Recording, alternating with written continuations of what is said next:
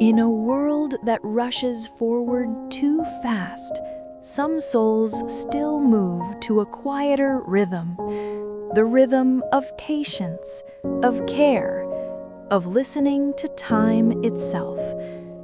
Tonight, let me take you to a small town where the clocks never truly stopped ticking because one man never gave up listening. This is the story of the Old Clockmaker.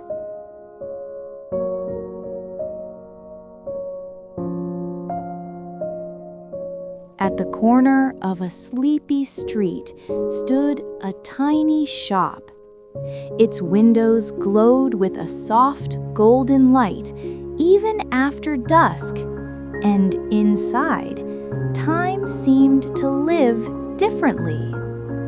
Wooden shelves were filled with clocks, tall ones, small ones, dusty ones that hadn't ticked in years. Every tick and talk blended like a slow, steady heartbeat.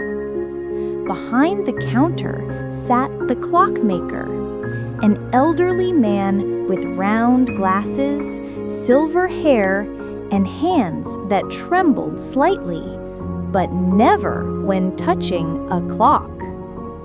He had fixed every timepiece in town, except perhaps for his own heart, which still waited for something only time could heal. One gray afternoon, when the rain painted rivers down the glass, the bell above the shop door jingled softly.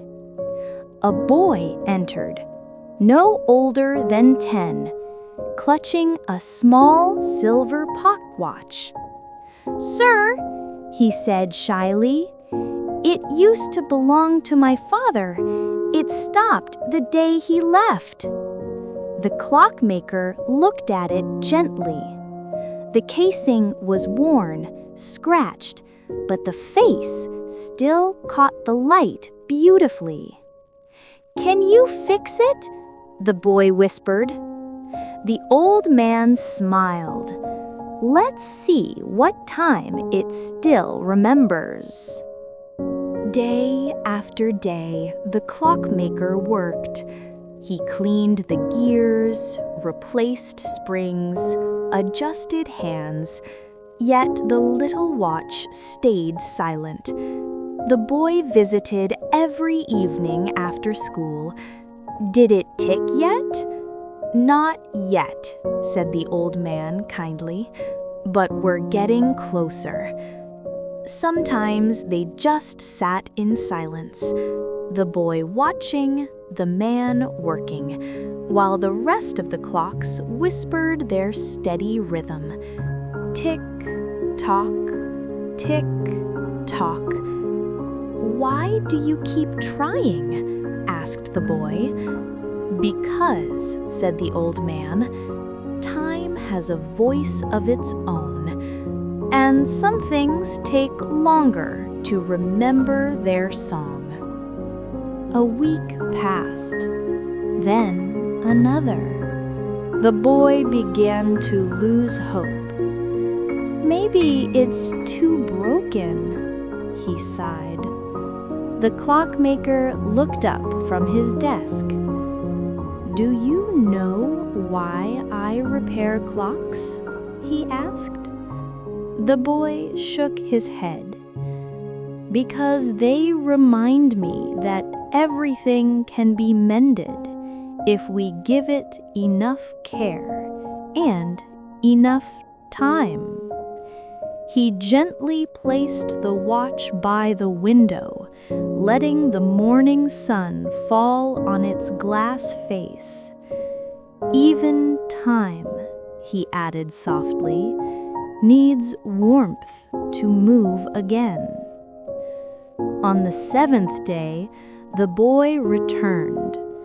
The shop was quiet, except for one soft, unfamiliar sound. Tick, tick, tick. The watch was alive. The boy's eyes widened, then filled with tears. "You did it!" he gasped. The clockmaker smiled, a small, peaceful smile. "No, my boy, time did it. I just listened long enough to hear when it was ready." The boy thanked him, holding the ticking watch close to his chest. Outside, the rain had stopped. The sky was clear. The whole town bathed in the golden light of late afternoon. "Will you always fix clocks?" the boy asked. "Until my own runs out," said the old man. "And even then," he added with a chuckle, "I hope time will remember me kindly." Years later, the boy would grow up and open his own little shop, not of clocks, but of kindness. And every time life felt too fast, he'd take out that old watch, listen to its steady heartbeat, and remember the man who taught him that patience is love, stretched across time. If this story slowed your heart just a little tonight, share it with someone who might need time to heal too. Whispers before sleep, quiet lessons for gentle hearts.